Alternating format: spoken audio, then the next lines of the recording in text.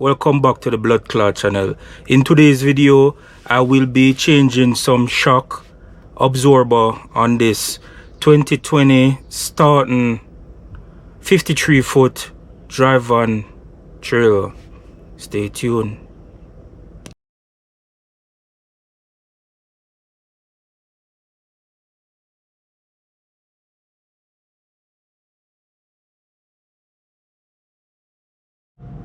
So, in case you're wondering why I'm replacing shock absorber on this trailer, if you can look on that one right there, the telltale sign of a bad shock absorber is always the fluid will leak from the shock itself. So if you can look, all four of them, it is very wet and all of that. And also I tried get them replaced before. Honestly, the place where I lease this trailer from, each time I go there to get work done is as if they act like they don't want to do the work. And the famous words they always say to me is, if I know that I am responsible for all the repairs and I can always take it to a shop and I don't have to bring it to them. It's pretty weird that the same place you lease a trailer from will tell you that. And also, that's the same place I used to bring it to get service, and it was 1 hour away from me, but someone else bought the company and now they are like 5 hours away, and I am not going to drive 5 hours just to get shocks replaced on a trailer or a truck, because it's literally 2 bolts and maybe nuts that hold the shock in place. And sometimes when you do the job by yourself, you will do it better sometimes compared to when you bring it to a shop in some instances. So this is one of those instances. So I order 4 shock for the trailer. As I said, all 4 is blown, and what I did, I look on the shock itself, and the part number that is on it is B24088, and the brand is Hendrickson. So when I look online and I was searching, I found a shock with the same part number, but when I did a visual inspection to make sure it was right, if you can look at the comparison right here, you can see that the jacket or the upper is a little bit taller, but it is the same part number. If you can look right here, that's a part number for it, and it's the same part number, but I don't know, I'm not sure if there's an update on it, but that's the only one that I could find with the same part number. So since I have it here, I'm still going to send it because it needs a shock. And also something else to note, if you have bad shock, your wheel may wear on the inside and the outside. So I forget to mention, that's also a telltale if all the bushings are good on the trailer. So those are 2 of the telltale sign that you need shock. So let me just attempt to replace these shock. So for today's install, these are the tools that I'm going to use. It is a 1 1/8. That's a shallow. It's the same 1 1/8. That's a deep. This is a 1/2 inch ratchet handle, and this is a 1/2 inch drive impact. You can use two of these, but already got this out. And the port is this. That's the port number. You can always check your shock absorber for your port number and get it. And the price for this, I found it on Amazon. It was $55 and some cents for one. I ordered 4, but only 2 came. So that's the part number. So let me take this off, or attempt to take it off.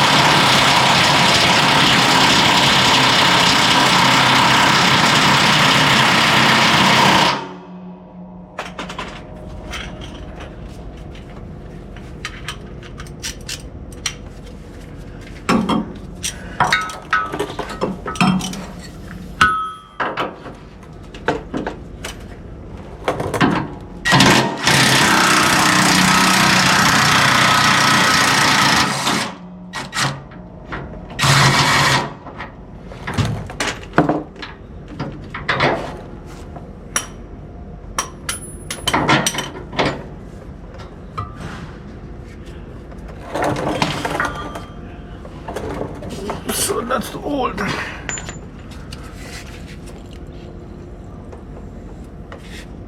No rebound.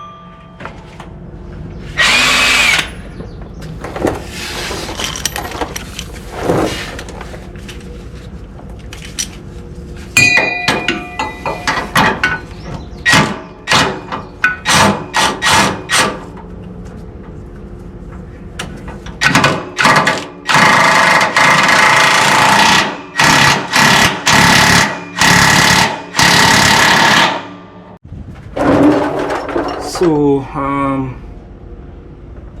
it's pretty done, brand new. As I said, I ordered 4 but only 2 came in, so by weekend I hope that the other 2 comes in so I can replace those 2.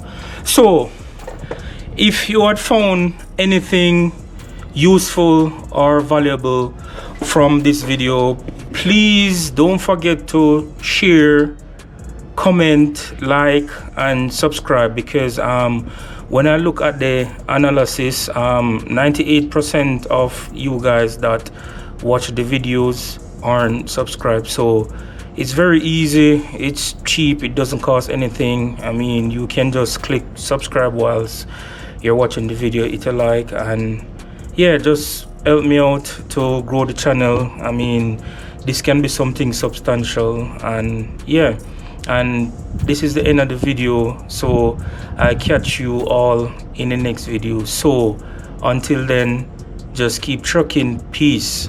I'm out.